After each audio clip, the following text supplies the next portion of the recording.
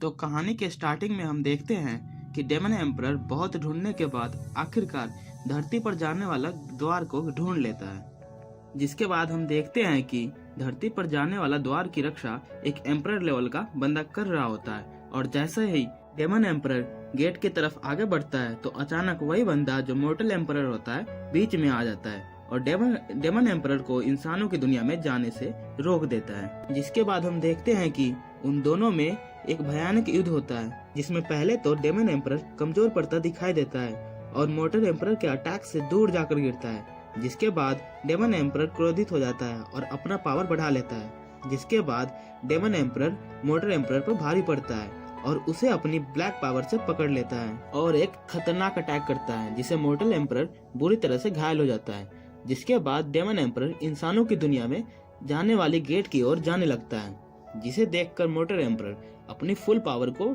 थोड़े देर के लिए बढ़ा लेता है। जिससे होता क्या है, मोर्टल एम्परर की जान भी जा सकती थी, लेकिन ऐसा वो डेमन एम्परर को किसी भी कीमत पर रोकने के लिए करता है और फिर दोनों में फाइट होने लगती है, जिसमें फिर से डेमन एम्परर मोर्टल एम्परर को अपने ब्लैक पावर से कैप्चर करने की कोशिश करता है। लेकिन इस बार वो ऐसा नहीं कर पाता और मोर्टल एम्परर के पावर से वो खुद ही नष्ट हो जाता है। और लास्ट में मोर्टल एम्परर भी जाते जाते कहता है, मैं हेवन का एम्परर हूँ और इनकी रक्षा करना मेरा कर्तव्य है। जिसके बाद मोर्टल एम्परर की आत्मा इंसानों की दुनिया में चली जाती है।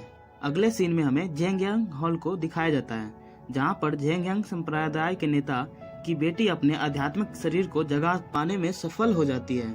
जिसके बाद हम देखते हैं जेंगयांग संप्रदाय का नेता हमारे हीरो ये चेन को बुलाता है और ये चेन खुफिया विभाग का सदस्य होता है, जिससे जेंगयांग संप्रदाय अपने खुफिया कामों को करवाया करता था। इसीलिए उसे बुलाता है और आध्यात्मिक शरीर से जुड़ी जरूरी दस्तावेज को लाने को कहता है और साथ ही राक्षस वन से आध्यात्मिक औषधि लाने को कहता है, जिनकी मदद से संप्रदाय का नेता अपनी बेटी की बड़ी शक्तियों को कंट्रोल कर सकती है। जिसके बाद ये चेन ऐसा ही करता है और हम देखते हैं कि आध्यात्मिक शरीर के प्रकट होने की खबर सभी सेक्ट के नेता को पता चल जाता है। जिसके बाद हमें पता चलता है कि आध्यात्मिक शरीर के प्रकट होने से जेंगयांग हॉल की शक्तियाँ बढ़ जाती है। जिसके बाद हमें पता चलता है कि जेंगयांग सेक्ट की शक्तियाँ बढ़ने की वजह से बाकी सेक्ट के साथ तालमेल बिगड़ जाता है और दूसरे सेक्ट के लोग ये चेन के पीछे लग जाते हैं जब वो आध्यात्मिक औषधि लेकर लौट रहा होता है। जिसके बाद हम देखते हैं कि एक बंदा ये चेन के आगे आ जाता है जो झेनियांग स्टेज पर होता है, लेकिन ये चेन अभी रेनवान स्टेज पर होता है, उससे एक स्टेज नीचे। जिसकी वजह से जब उन दोनों में फाइट होता है तो ये चेन कमजोर पड़ता दिखाई देता है, लेकिन फिर भी ये चेन बड़ी चालाकी से उस बंदे को चकमा देकर अपने साथी को औषधि देकर भेज देता है। ये जानने के बाद वह बंदा ये चेन का कोर तोड़ देता है और उसका कल्टीवेशन भी नष्ट कर देता है। जिसके बाद हम देखते हैं कि ये चेन घायल होने की वजह से वहीं पर बेहोश हो जाता है। फिर जब ये चेन को होश आता है तो वह अपने आप को जेंगयांग हॉल में पाता है। उठने के बाद वह तुरंत ही अपना कोर चेक करता है, जिसके बाद उसे पता चलता है कि उसका कोर टूट चुका है और वह कभी कल्टीवेशन नहीं कर पाएगा।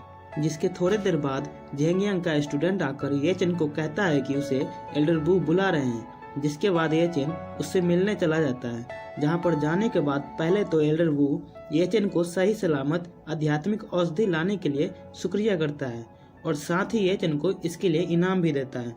जिसके बाद एल्डर वू ये चेन को बोलता है कि तुम जानते हो बिना कल्टीवेशन वाले व्यक्ति को जेंगयांग हॉल नहीं रखती।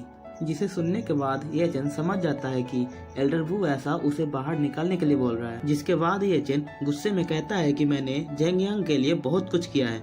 जिसके बाद एल्डर वू बहाना बनाते हुए बोलता है कि मैं तुम्हें यहाँ रोक दूं, जिसके बाद तुम अपने साथियों को प्रगति करते देखकर केवल अपने आप को ही नुकसान पहुँचाओगे।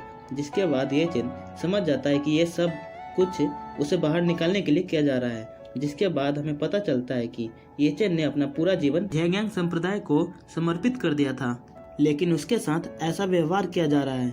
यह देखकर ये चेन संप्रदाय को क्रूर और निर्मम बोलने लगता है, जिसे सुनने के बाद एल्डर वू अपना पावर को शो करते हुए उसे चुप करा देता है। जिसके बाद ये चेन वहाँ से जाने लगता है और जाते हुए वो कहता है कि आज से मैं जेंगयांग का हिस्सा नहीं हूँ। जिसके थोड़े देर बाद एक लड़की ये चेन को ढूंढती हुई एल्डर वू के पास पहुँचती है। ये वही लड़की होती है जिसे स्टार्टिंग में दिखाया गया था, जो अपनी आध्यात्मिक शरीर को जगा लेती है और उसका नाम निंग स्वांग होता है। जिसके बाद एल्डर वू ने ये चेन के साथ जो किया वो जानने के बाद निंग स्वांग ये चेन को रोकने के लिए उसके पीछे जाने लगती है, क्योंकि वो दोनों एक दूसरे से प्यार करते हैं। लेकिन एल्डर वू निंग स्वांग को ऐसा करने से यह कहकर मना कर देता है कि तुमने आध्यात्मिक शरीर को जगा लिया है, जिसके बाद तुम देवता भी बन सकती हो। लेकिन ये चेन का कोड टूट चुका है और अब वो कल्टीवेशन नहीं कर सकता। अब वह एक आम लोगों की तरह है जो कुछ ही समय जीते हैं और मर जाते हैं, इसीलिए वह तुम्हारे लिए एक सही व्यक्ति नहीं है, ऐसा एल्डर वू निंग स्वांग से कहता है। लेकिन फिर भी निंग स्वांग ऐसा नहीं करती और बाहर जाने लगती है। जिसके बाद एल्डर वू निंग स्वांग से कहता है कि अगर तुम ये चेन का भलाई चाहती हो तो ऐसा ही करना, क्योंकि भविष्य में जब तुम शक्तिशाली बनोगी तब कई सारे शक्तिशाली युवा तुमसे आकर्षित होगा जो तुम्हारा साथी बनना चाहेगा, और जब उसे ये चेन के बारे में पता चलेगा कि उसके पास कोई कोड नहीं है और वो कल्टीवेशन भी नहीं कर सकता, तब कोई भी उसे आसानी से मार सकता है। जिसके बाद हम अगले सीन में देखते हैं कि ये चेन जब जा रहा होता है तब उसका ही जूनियर्स ये जानने के बाद कि ये चेन के पास अब कोई पावर्स नहीं है और उसे संप्रदाय ने भी बाहर निकाल दिया है, उस पर अपनी धौंस जमाने लगता है और उसे अपने पावर से अटैक करने लगता है, जिसे ये चेन को बहुत दर्द हो रहा होता है क्योंकि अब वह साधारण आदमी बन चुका है। लेकिन उसके बावजूद ये चेन ने कुछ मार्शल आर्ट सीख रखा था जिसका यूज करके उसे नीचे गिरा देता है, जिसे देखकर वहां मौजूद सभी स्टूडेंट चौंक जाता है। जिसके बाद वह जूनियर्स गुस्से में ये चेन पर अपना पावरफुल अटैक करने ही वाला होता है कि वहां निंग स्वांग आ जाती है, जिसे देखकर वह रुक जाता है। जिसके बाद निंग स्वांग ये चेन के पास जाती है, जिसके बाद ये चेन कहता है कि मुझे विश्वास था कि तुम जरूर आओगी। जिसके बाद निंग स्वांग एल्डर वू की बातें याद करके कहती है कि हम एक दूसरे के लिए सही नहीं है, जिसे सुनने के बाद ये चेन को बहुत बुरा लगता है और फिर वह जाने लगता है और जाते जाते कहता है कि इस क्षण से हम दोनों की दुनिया अलग है और हम दोबारा नहीं मिलेंगे। और फिर एपिसोड यहीं पर खत्म हो जाता है।